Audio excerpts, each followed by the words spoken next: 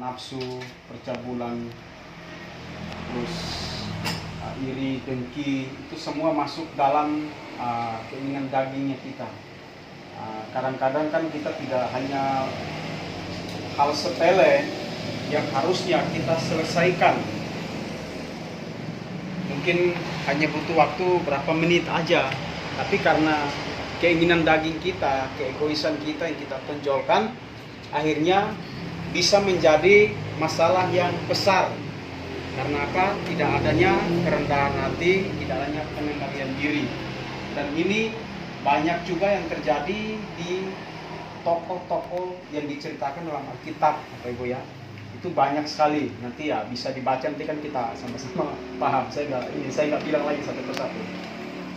Nah, terus kalau keinginan hidup dalam roh itu kita juga sudah tahu, karena buah-buah roh itu kan jelas banyak kan.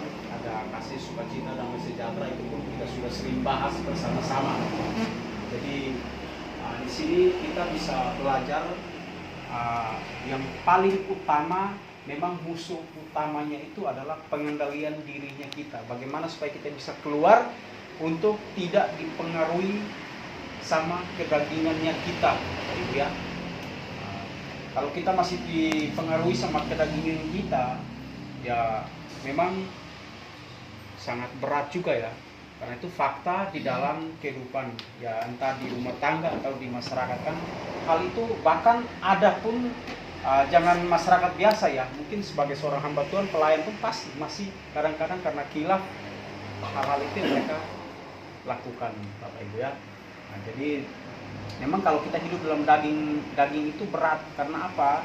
Itu kan mematikan semuanya itu, Bapak Ibu. Nah, ini kan di sini kan yang dikatakan itu kalau kita tuh kan mati kan kalau hidup dalam daging. Karena apa? Apa yang kita ucapkan itu kan adalah buah dari perkataan kita, nanti kan kita akan panen sendiri kan. Kalau kita hidup dalam kedagingan kan, mungkin kita sering maki orang, percaya pasti besok-besok kita pun akan dimaki orang. Kita sering omelin orang, pasti kita pun akan diomelin orang. Atau mungkin sering bikin susahin orang, itu pasti. Karena memang selain itu mau dibilang hukum universal juga Bapak Ibu ya. Jadi tabur tuai itu ya sudah dicatat jelas juga di Alkitab, dan itu hukum universal juga. Nah, makanya kenapa hukum kasih itu lebih kuat sekali ya. Hidup dalam roh itu lebih kuat sekali.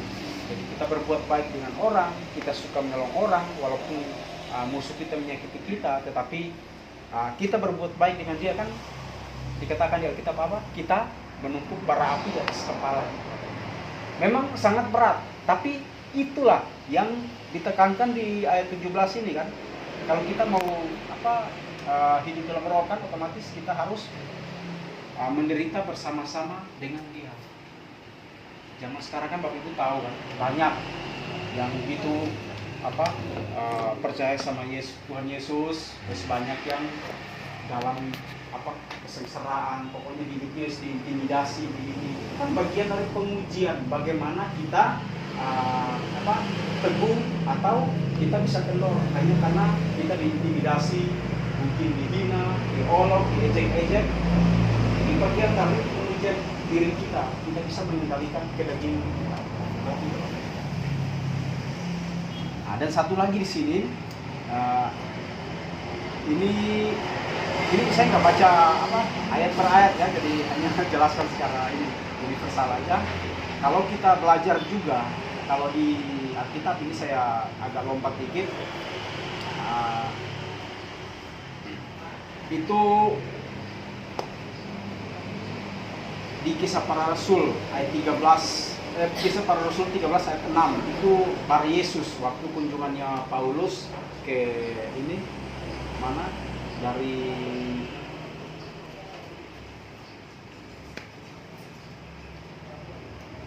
ya itu kan Bar Yesus ini kan dia seorang yang cerdas. Jadi Alkitab tidak mencatat kalau dia orang yang jahat, tapi dia orang yang cerdas, orang yang pintar. Dia sebagai seorang nabi palsu, dan sebagai seorang tukang sihir. Kita kan tahu kan kalau di masyarakat kan istilah orang pintar ya Bapak Ibu ya. Kita kan nggak tahu, tapi kadang-kadang kan bilang orang pintar, pintar main sulap, pintar ini, kita bilang orang pintar. Atau dukun-dukun, kita bilang kan orang pintar. Dan memang di Alkitab mencatat kalau Bar Yesus ini kan seorang yang cerdas, bukan orang yang jahat. bukan orang yang bodoh, tapi dia orang yang cerdas. Tetapi dari dia kita bisa belajar loh ini. Contohnya seperti ini, kita belajar apa? Dari satu bisikan kecil, dia bisa mempengaruhi gubernur yang ingin mendengarkan firman atau kebenaran dari Rasul Paulus. Jadi kita memang harus berhati-hati juga dalam keadaan saat ini. Karena begini, ada satu kesaksian kemarin dari saudara ipar saya sih. Ipar saya kan mau menikah, tapi minggu kemarin ada sedikit permasalahan, dan permasalahan ini dia dituduh kalau melakukan percabulan, padahal faktanya tidak sama sekali, hanya karena bercanda omongan, tetapi dituduh kalau melakukan percabulan. Akhirnya sama pendeta dengar tapi tidak tahu kronologi sebenarnya, langsung kasih pengumuman di gereja kalau mau dibatalkan pernikahannya dia karena kasus percabulan. Padahal kasus ini sama sekali tidak ada sama sekali. Karena saksi semua kan mengatakan kalau saudara ipar saya ini kan sama sekali tidak memegang anak itu juga, hanya sebatas ucapan. Tapi ucapan pun bukan ucapan mengarah ke untuk mengajak melakukan hal-hal asusila. Tapi mereka memanfaatkan hal itu supaya menjerumuskan saudara ipar saya. Tapi itu yang saya juga sesalkan sama pendetanya ini langsung mengambil keputusan untuk memending atau membatalkan pernikahannya nanti untuk bulan depannya ini kan, karena alasannya itu. Jadi dari situ saya mikir, oh masih ada ya. Jadi saya juga sempat minta nomor teleponnya, saya bilang kalau bisa nomor telepon hamba pelayan gereja atau pendetanya itu saya bisa minta supaya saya mau ngomong. Kok kenapa sampai menghalangi orang untuk ke jalan Tuhan kan, untuk kan melakukan pernikahan kudus. Karena sebelum kan masih pernikahan adat, kenapa harus dihalangi? Apakah karena di daerah sana kan banyak kan masih lakukan pernikahan adat kan, belum nikah gereja. Jadi tujuan saya mah kan seperti itu. Tugas ibu pendeta kan sebagai seorang hamba Tuhan kan bukan hanya khotbah saja, tetapi paling tidak mengedukasi masyarakat, mendatangi yang belum menikah gereja supaya bisa diarahkan untuk menikah gereja. Memang kita tahu kalau persoalan mungkin masalah ekonomi atau apapun, tapi kan kalau gereja turut hadir untuk membantu, otomatis kan pasti selesai. Jadi mereka kan tidak nikah dalam istilah nikah adat saja kan. Tapi sampai semalam nomor itu nggak dikirim sama sekali. Jadi memang saya juga sampai jadi beban. Tiba-tiba dari ayat ini, si Bar Yesus ini adalah orang yang cerdas. Ya mau dibilang dia juga lakukan hal-hal ya istilah mujizat. Dia kan bisa lakukan mujizat juga kan. Pakai dalam nama Yesus juga. Dia bisa sembuhkan orang juga. Tapi itu karena satu hal yang dia lakukan adalah apa? Sukanya mempengaruhi orang atau membisikkan orang, menghentikan orang untuk datang kepada Tuhan. Jadi ya paling tidak saya mikirnya seperti seperti itu. Dan itu pun memang banyak juga terjadi dalam rumah tangga kita. Kalau kita masih hidup dalam kedagingan, kadang-kadang gini, kita mau berangkat gereja atau mau berangkat persekutuan, mungkin ada yang bilang, alah itu persekutuan terus tapi gitu-gitu aja. Itu hati-hati Bapak Ibu. Kalau kita dengar, kita terpengaruh, berarti kan kita sendiri yang salah, kita sendiri yang kalah. Karena apa? Kedagingan kita masih menguasai hidup kita. Mungkin ada yang ngomong, wes kok rajin berdoa terus tapi sukanya ini, wes masih marah-marah gini-gini, terus gak usah ini ke gereja atau gini-gini. Kadang-kadang kita pun terpancing emosi, kita tersulut emosi. Jadi di masa-masa sekarang itu memang banyak sekali hal-hal seperti itu yang kita baru sadari, mungkin karena dari medsos kan. Kalau dulu kan kita tidak pernah tahu, tapi hal ini yang kadang-kadang kelihatannya sepele sekali, hanya bisikan dari orang-orang yang ingin supaya kita tidak datang menghadiri persekutuan atau menghadiri gereja atau perkumpulan ini atau melakukan hal-hal kebaikan. Kadang-kadang itulah yang sendirinya mematikan roh kita sendiri. Demikian dari saya. Terima kasih. Cukup. Ya, makasih Pak Angel. Lanjut. Sebetulnya di rumahnya lanjut kan jadwalnya Pak Wendro. Sekarang ini saya serahkan Pak Wendro. Saya mau tetap loh. Tetap. Saya menambah sedikit saja. Memang roh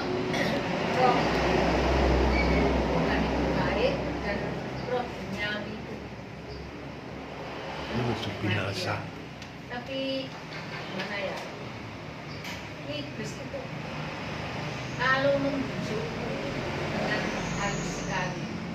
Seperti contohnya mau saya tinggal itu nggak tega itu loh sama cucu saya kan, lama nggak pulang, nggak ketemu, terus di rumah nggak ada orang.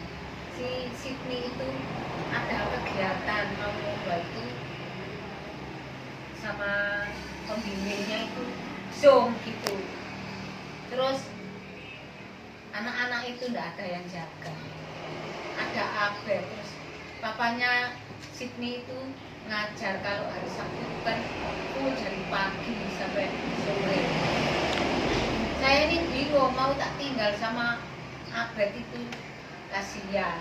Nanti ada Sydney tapi Sydney itu Zoom, nanti ganggu.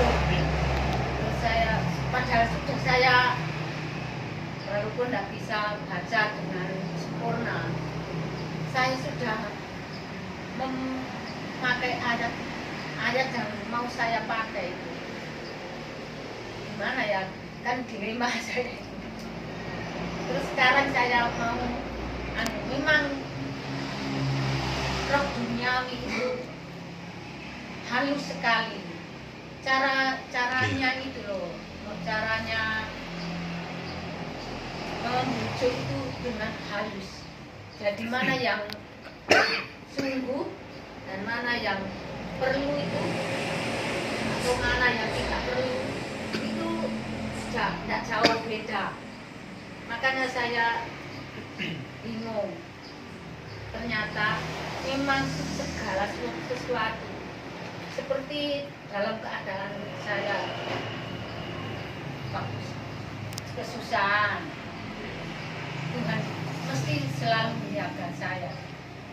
Namun manusiawi ya, saya ini gimana sih Tuhan ini?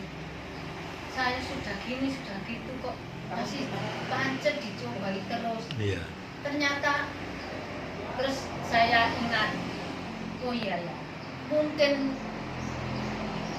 peristiwa saya ini bagian dari Tuhan yang sengsara. Kesengsaraan saya ini mungkin saja ini bagian dari kesengsaraan Tuhan. Makanya saya walaupun juga tetapi terkadang itu saya ini kayaknya bosen gitu. Dari dulu sampai sekarang kok saya ini sengsara terus, tidak ada jalan keluar yang terbaik. Tapi ternyata Tuhan itu juga selalu kasih pada keluarga saya. Walaupun saya menderita, tetapi ada waktunya Tuhan memberi jalan keluar yang terbaik, kebahagiaan.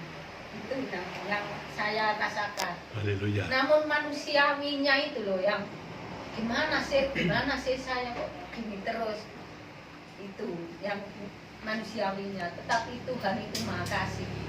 Ternyata Tuhan itu memberi segala sesuatu yang untuk Tuhan itu ada waktunya.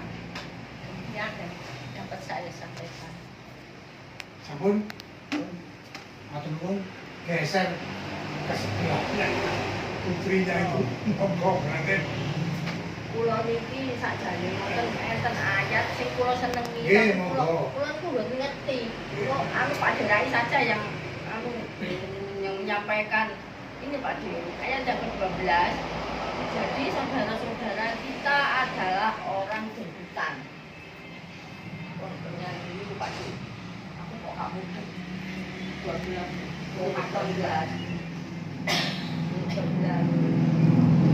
Namun wonten tok.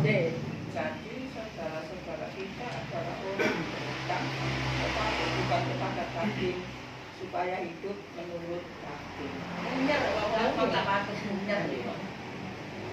Ayat 12. Sebelum kita mengenal Kristus, kita yang dulunya orang Yahudi itu mempercayai tentang hukum Taurat. Jika kita melanggar salah satu hukum Taurat, itu artinya kita tidak patuh. Jadi kalau kita melakukan hukum Taurat bukan cuma satu, semua harus dikerjakan. Risiko kerjaan itu pun batal, dosa. Jadi artinya kita berhutang itu kepada siapa? Kepada dosa di dalam daging. Hutang kita kan ada ayatnya bahwa hutang kita sudah dibayar dengan lunas oleh Kristus dengan darahnya yang mahal, itu kita bisa.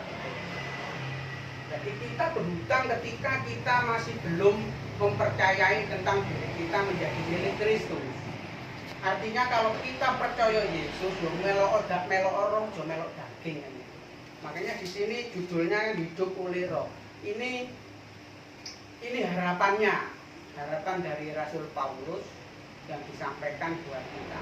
Uripo menurut Roh beda melu daging, karena daging itu perseteruan dengan alam, bertentangan. Kalau di dalam Galatia, saya bacakan di dalam Galatia ini untuk menjelaskan. Galatia pasal 5 itu ada yang disebut dengan buah-buah roh. Akan saya bacakan.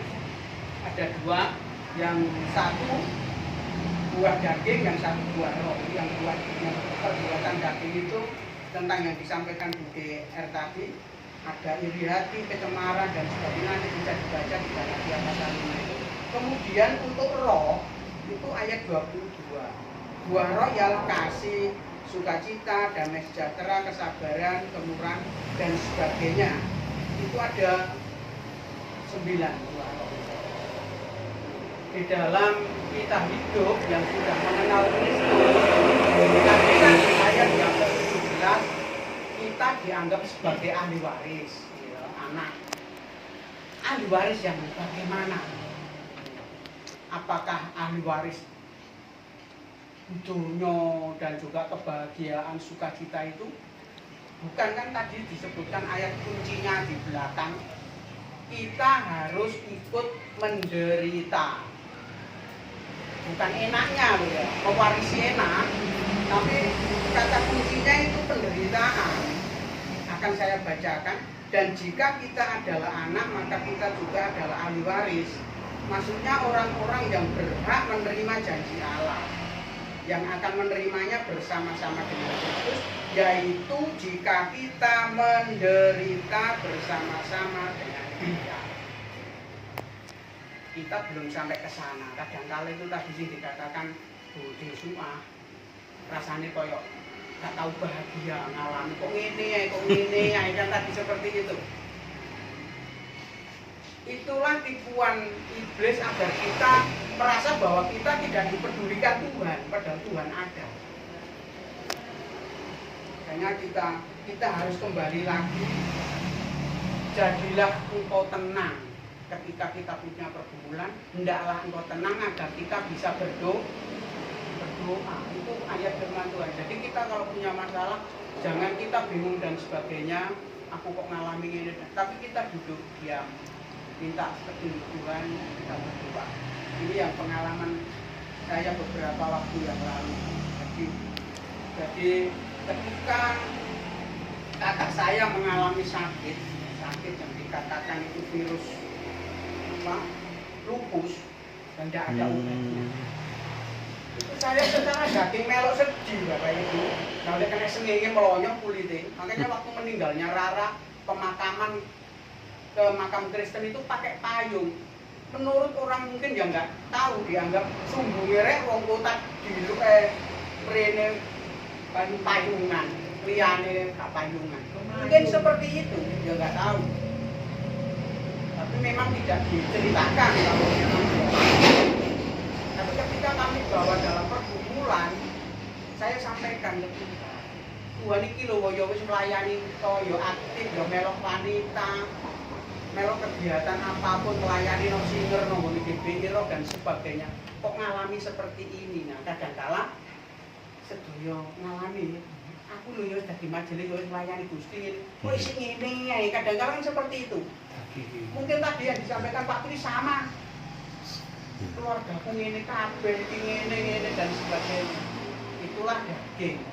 Bagaimana kita merespon bahwa panggilan Tuhan itu tidak semua keluarga itu terus enak. Makanya kita diajak untuk menjadi ahli waris yang menderita. Sampai kapan kita taat kepada penderitaan itu tentang daging itu? Ya, sampai akhir hidup kita. Makanya kita diajak Tuhan sesuai judul tadi, kita harus mengikuti roh. Memang tidak gampang, tapi kita bisa. Mengapa saya sampaikan bisa? Karena roh itu yang memimpin, roh yang membawa. Jadi kalau ada orang ngomong, aku gak iso, aku ngomong berubah ini, itu munafik. Orang itu ngomongnya karena memang dia tidak ingin berubah. Kalau dia menyerahkan kepada Tuhan, menurut roh, roh yang mengubah, bukan orang itu yang mengubah. Contoh saya dulu waktu mancing itu lihat rokokan yang rong cepet bawa, sama kan gak perlu aku rokokan. Rong cepet bawa itu ketika saya ambil mas bawa itu mancing nanggone yang Gresik. Tapi ketika Tuhan ubahkan, yo gak kepingin rokokan sama sekali.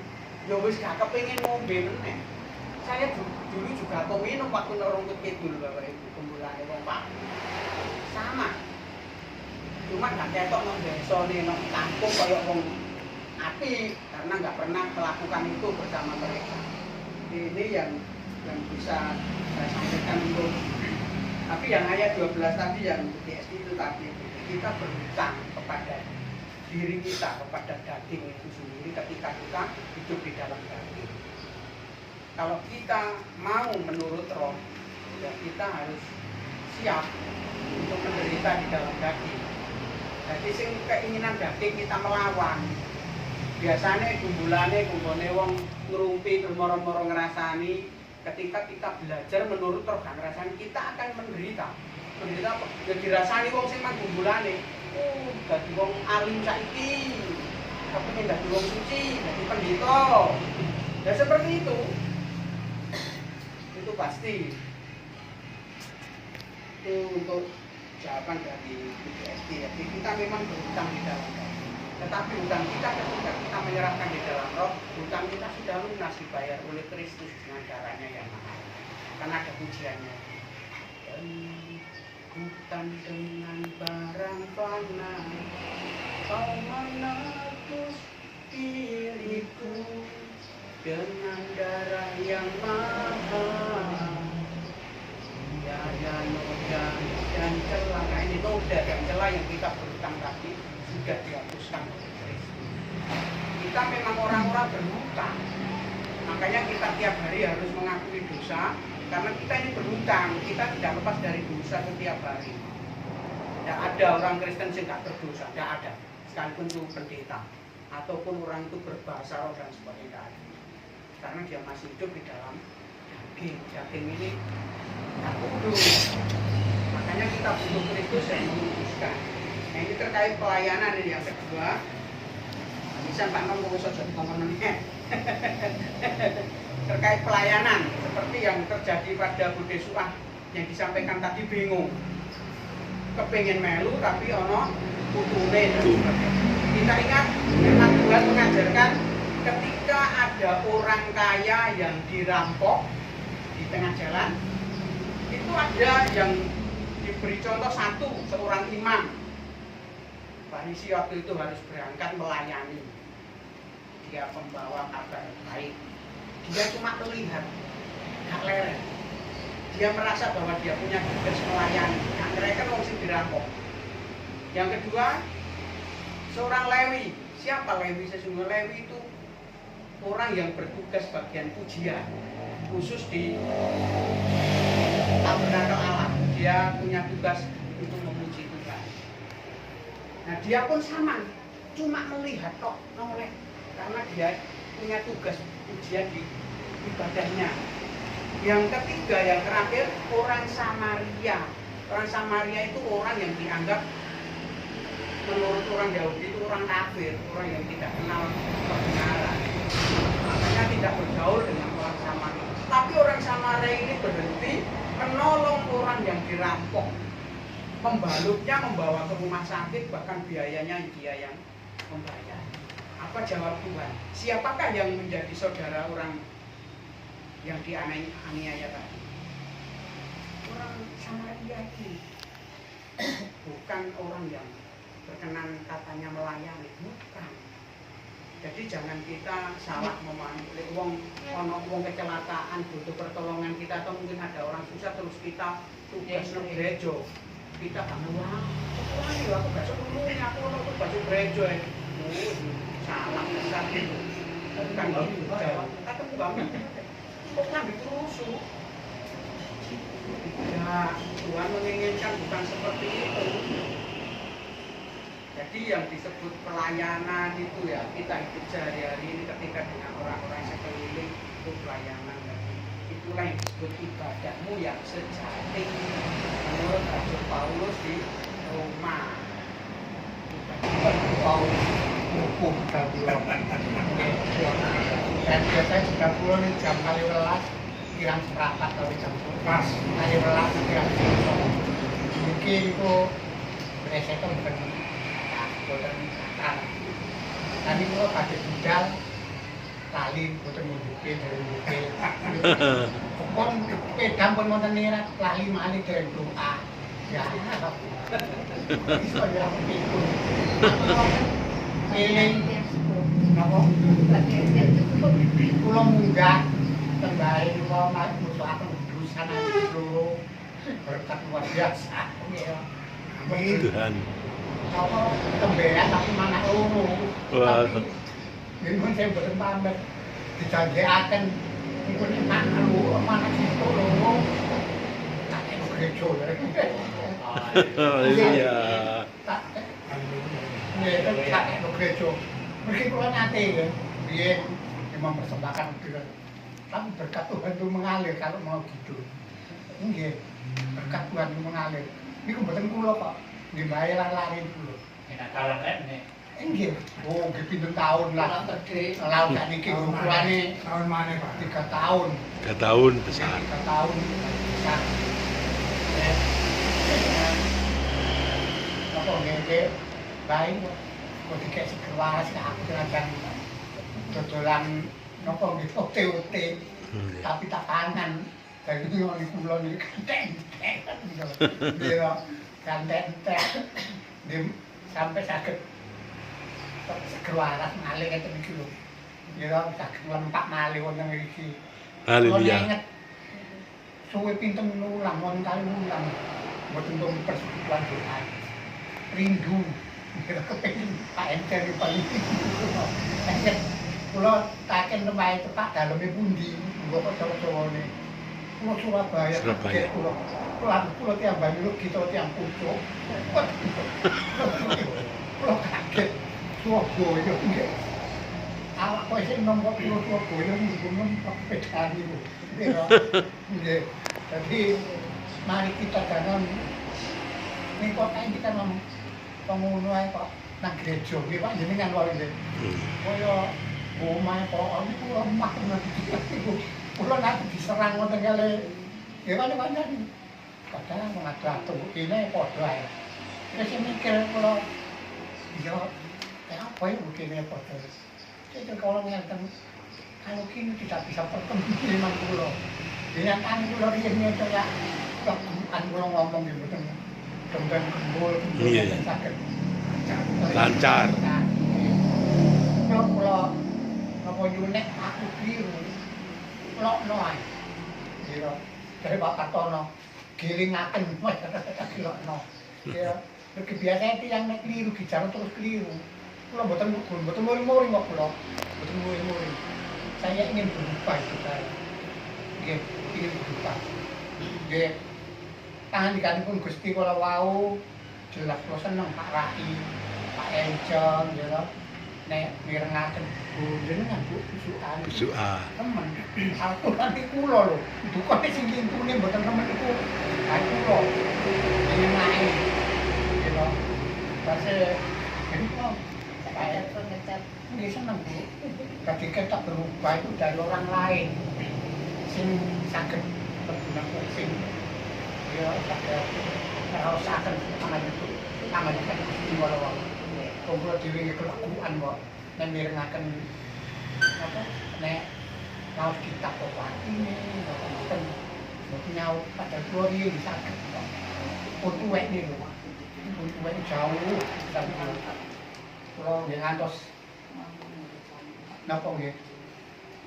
Matur nuwun kali Gusti. Kula nanti bersaksi bersaksi di masalah anak kula nggih. Masalah kula anak kula. Kan bojone Amri niku riyen mboten didasari iman, malah kan seorang ustaz. Tik niku. Tik. Nang maknya Baknya kayak itu boten seneng kali bojone Amri seneng. Burung lain. Enggak ngomong hati-hati. Boten wonten teknik kami kan elek orang guru.